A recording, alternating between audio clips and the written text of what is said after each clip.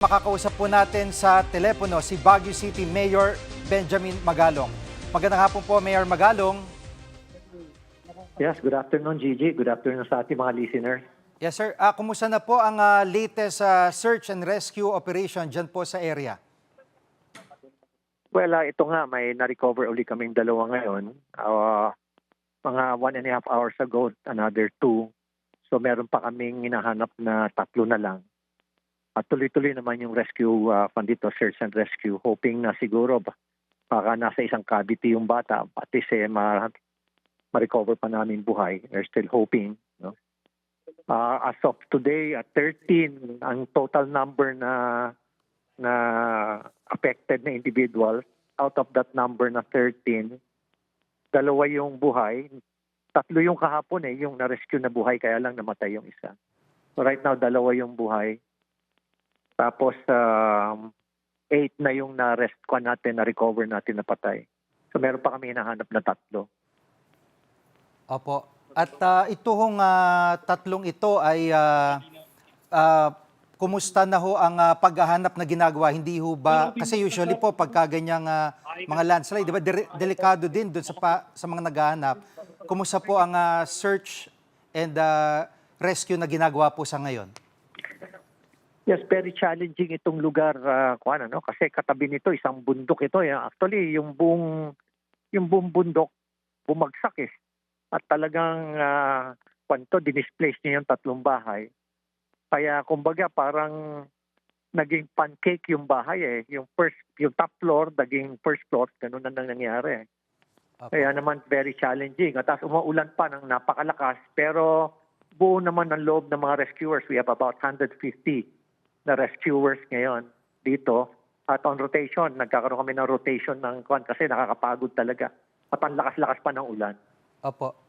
Mayor, dun po sa nabanggit nyo may 2 pong nabuhay, ay kumusta po ang kanilang kondisyon? Okay naman sila. Nasa hospital pa at are being given medical treatment. Pero okay naman ang kanilang sitwasyon. Opo. Bukod po dito sa landslide sa Barangay Gisad, ay saang barangay pa po ang naapektuhan ng mga pagguho ng lupa at mga bato? Bali, ang nabilang namin na mga total number of landslide, maabot na ng mga 15. Tapos iba naman yung erosion involving yung mga riprapes, yung mga rock wall. So 18 na lahat. Tapos nagkaroon din kami ng konting flooding sa 3 areas, pero mabilis naman yan dahil nabara lang naman yung mga drainage area ng mga debris at mga soil. Ang matindi rin na pinsala yung aming mga puno dahil as of today, umaabot na ng mga 46 na mga trees ang na bumagsak. At ito rin yung nakapinsala sa aming mga electrical lines dito, kaya off and on ang aming elektrisidad dito sa siyudad ng Baguio. Opo. At Mayor, ito pinapakita po natin sa video yung pong tunnel paakyat ng Baguio na gumuho din pala yung area na yan. At nabanggit nyo, may mga riprap na gumuho.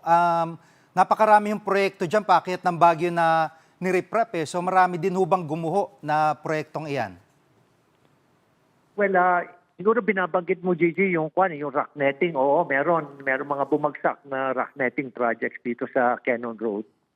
Right now, Quezon is closed, So 2 lugar, 2 kalsada ang pwede mong daanan pag-akyat ng Baguio, paglabas ng Baguio, Marcos Highway at Naguilian Road. At sa ngayon po ay gaano karaming pamilya po ay nasa evacuation center?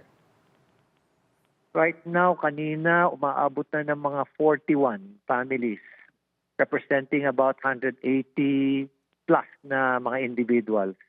Pero ang mga apektado na pamilya, umaabot sila ng 75 families, representing 351 individuals. Apo. Mayor, sa pangyayaring ito, nakita ho natin, ang dami yung video online na nakikita tayo na talagang yung tubig ay wala nang mapuntahan paano nyo i-assess itong naging sitwasyon nyo, itong naging karanasan nyo sa Baguio nang tumama itong habagat at itong bagyo po?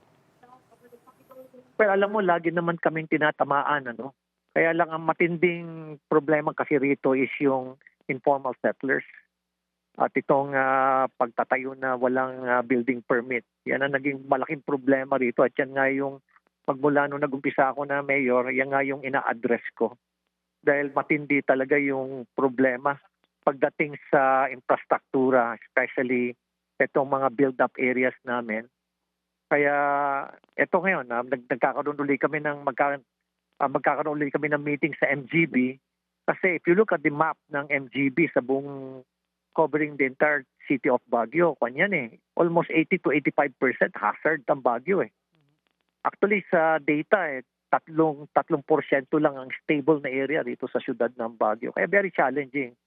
Very unfortunate lang na nagkaroon kasi ng batas na pinayagan na pwedeng mag-build ng structure beyond the 18 gradient, 18 degrees na gradient. Kaya talagang malaking hamon ito sa mga local na government itong sitwasyon namin dito sa siyudad ng Baguio. Opo. At Mayor, sa meeting na ito, kung pwede na dito magrekomenda, ano po re-recommenda ninyo para doon po sa mga binabanggit nyong informal settlers? Well, ito nga yung ginagawa namin ngayon. Meron kaming 6 na sites ngayon na pinapastak namin yung socialized housing namin. Opo. At the same time, alam mo, maski na nakatira sila sa mga hazard na areas, hindi mo basta-basta pwedeng tanggalin. Kasi nga, siyempre, matagal na sila doon. 20 years, 30 years na sila doon. So, kailangan for humanitarian reason, you have to be very considerate. Hindi nang basta-basta. Otherwise, alangan naman na 70% ng population ng Baguio, i-displace mo. Hindi naman basta-basta ganun. Opo. But dito sa mga nakikita namin na mga talagang high-risk areas, talagang ongoing naman yung mga geotechnical studies natin dito at may mga lugar naman kami dinedeclare na no-build zone. Opo. At Mayor, pagdating ho doon sa yung mga wala naman ng mga na-stranded na mga turista diyan dahil sa pangyayaring ito po. Wala naman. Tuloy-tuloy naman ang biyahe. In fact, nagulat nga ako nung weekend maski na malakas ang ulan, talagang marami pa rin umakyat ng mga turista at marami nga sa kanila naliligo pa sa ulan at kumukuha pa ng mga pictures Kaya nakakagulat nga Opo, at sana maging maayos na ulit yung supply nyo ng kuryente, pati po itong mga tabon ay maklear na agad. At mag-iingat po kayo dyan. Maraming salamat po, Baguio City Mayor Benjamin Magalong.